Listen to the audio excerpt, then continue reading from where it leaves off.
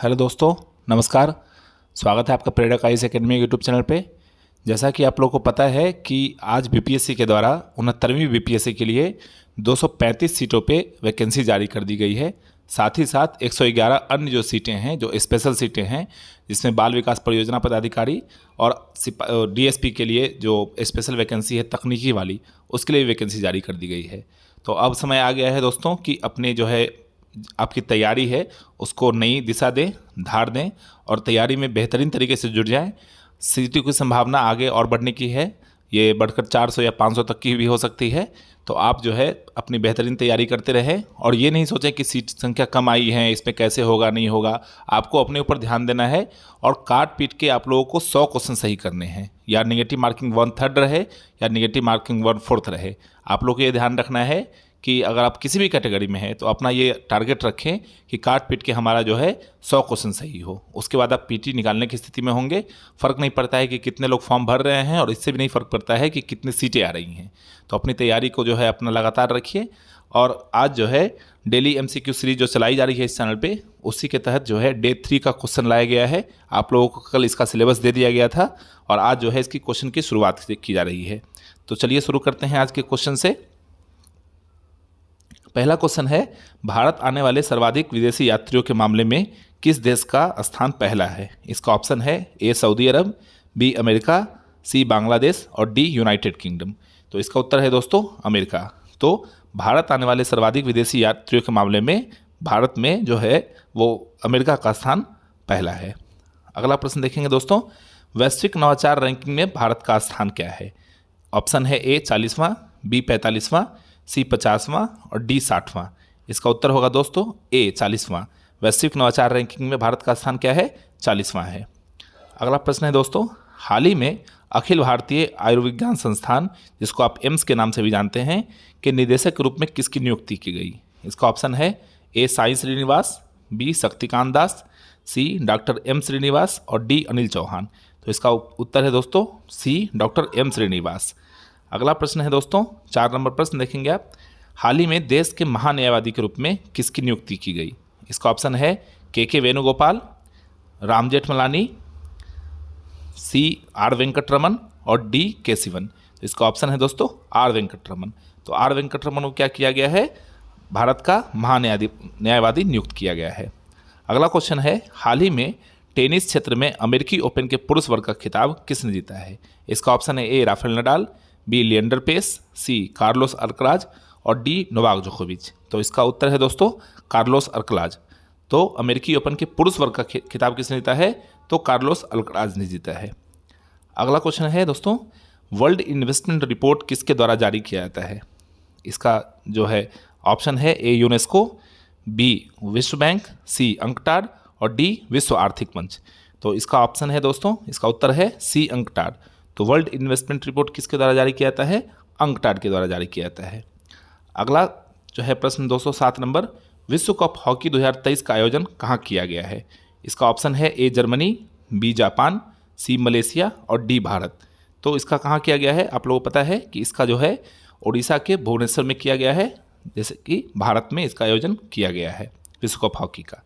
अगला प्रश्न है, वर्ष 2022 का दादा साहेब फाल्के पुरस्कार किसे प्रदान किया गया? इसका ऑप्शन है ए दिलीप कुमार, बी अमिताभ बच्चन, सी आशा पारेख और डी लता मंगेशकर। तो इसका उत्तर है सी आशा पारेख। आशा पारेख को क्या किया गया है? दादा साहेब फाल्के पुरस्कार प्रदान किया गया है। अगला प्रश्न है, कलिंग का युद्ध किस वर्ष लड़ा गया था? आप लोगों को कल भी मैंने बताया भी था कि बुद्ध के महापरिनिर्वाण के कितने वर्षों के बाद जो है कलिंग युद्ध लड़ा गया था? तो लगभग 200 वर्ष के बाद लड़ा गया था। तो उसी तरीके से आज मैं ये बता रहा हूँ आप लोगों को कि कलिंग का युद्ध वस्तुतः किस वर्ष लड़ा गया था। तो इसका ऑप्शन है ए 161 ईसा पूर्व, बी 261 ईसा पूर्व, सी 361 ईसा पूर्व और डी 100 ईस्वी। तो इसका उत्तर है दोस्तों बी 261 ईसा पूर्व। तो कलिंग का युद्ध कब लड़ा गया था? 261 ईसा पूर्व में लड़ा गया था। अगला प्रश्न देखेंगे आप, मौर्य वंश की स्थापना निम्न में से किस शासक ने की थी? ऑप्शन है ए चंद्रगुप्त मौर्य, बी बिंदुसार, सी अशोक और डी अजातशत्रु। इसका ऑप्शन है उत्तर है दोस्तों ए चंद्रगुप्त मौर्य। चंद्रगुप्त मौर्य ने कौटिल्य, जिसको आप विष्णुगुप्त के भी नाम से जानते हैं, उनकी सहायता से धनानंद को मारकर जो नंद वंश के शासक थे उनको मारकर क्या किए, चंद्रगुप्त मौर्य ने मौर्य वंश की स्थापना की थी। नेक्स्ट प्रश्न है दोस्तों, सांची स्थित बौद्ध स्तूप का निर्माण किस वंश के शासक ने करवाया था? इसका ऑप्शन है ए गुप्त वंश, बी मौर्य वंश, सी चोल वंश और डी सुंग वंश। आप लोगों को पता है कि सारनाथ में जो है सांची का बौद्ध स्तूप स्थित है, इसका निर्माण मौर्य वंश के शासक अशोक ने करवाया था। ठीक है दोस्तों, अगला प्रश्न है 12 नंबर, कलिंग युद्ध का वर्णन अशोक के किस अभिलेख में मिलता है? आप लोगों को पता है कि कलिंग युद्ध जो है मैंने पीछे ही बताया है कि 261 ईसा पूर्व में लड़ा गया था, जिसके बाद जो है अशोक ने उस युद्ध के पश्चात बौद्ध धर्म को अपना लिया था। तो इसका वर्णन जो है वो किस अभिलेख में मिलता है? तो इसका ऑप्शन है ए 12वां, बी 10वां, सी 13वां और डी 14वां। तो इसका उत्तर है दोस्तों सी 13वां। 13वें अभिलेख में इसका वर्णन मिलता है। अगला प्रश्न देखेंगे, गुप्त वंश के किस शासक ने सर्वप्रथम महाराजा धीराज की उपाधि धारण की थी? इसका ऑप्शन है ए श्रीगुप्त, बी समुद्रगुप्त, सी चंद्रगुप्त और डी विष्णुगुप्त। तो इसका उत्तर है दोस्तों सी चंद्रगुप्त। चंद्रगुप्त ने क्या किया था, सर्वप्रथम महाराजा धीराज की उपाधि धारण की थी। अगला प्रश्न है दोस्तों, निम्नलिखित में से किस इतिहासकार ने समुद्रगुप्त को भारत का नेपोलियन कहा था? आप लोगों को पता होगा कि इस भारत का नेपोलियन समुद्रगुप्त को कहा जाता था। तो इसमें से किस इतिहासकार ने उनको ये उपाधि दी थी? पहला है ए लेनपुल, बी बर्नी, सी स्मिथ और डी बदायूनी। तो आप इसका उत्तर बताएंगे दोस्तों। इसका उत्तर है वी.ए. स्मिथ। जो वी.ए. स्मिथ थे वो उन्होंने क्या किया था कि समुद्रगुप्त को भारत का नेपोलियन कहा था। अगला सवाल है दोस्तों, गुप्त वंश के किस शासक ने हुणों को पराजित किया था?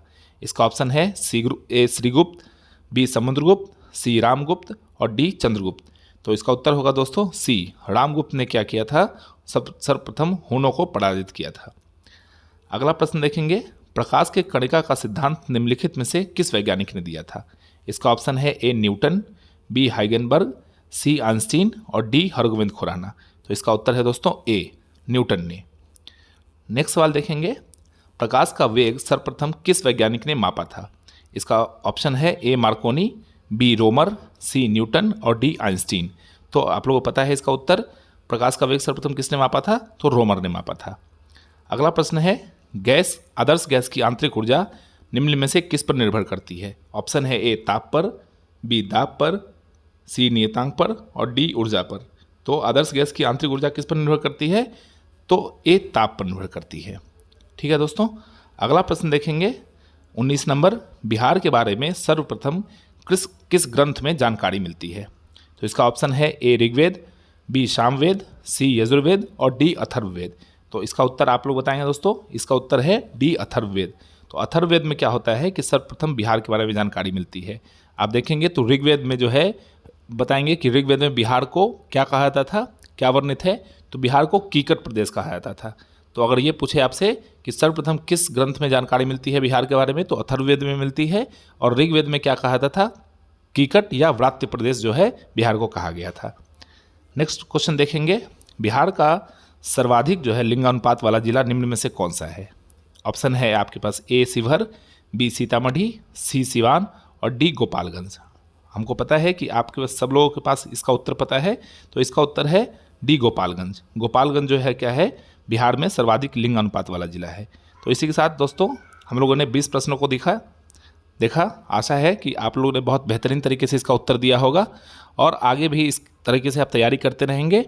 और इसी संदर्भ में आगे कल का वीडियो लाया जाएगा, जिसका जो रूटीन है वो टेलीग्राम पे दे दिया जाएगा। आप लोग टेलीग्राम पे जुड़ के उस रूटीन को प्राप्त कर सकते हैं। और इसी के साथ में जो है 20 प्रश्न का जो है महत्वपूर्ण प्रश्न जो होंगे उसका जो है कल डिस्कस कराया जाएगा। तो आप लोग चैनल पे बने रहें, लाइक करें, सब्सक्राइब करें और टेलीग्राम अवश्य ज्वाइन कर लें, क्योंकि सारा अपडेट जो है टेलीग्राम चैनल पे दिया जाता है। उसका लिंक नीचे दे दिया गया है, आप लोग जाके टेलीग्राम ज्वाइन करें।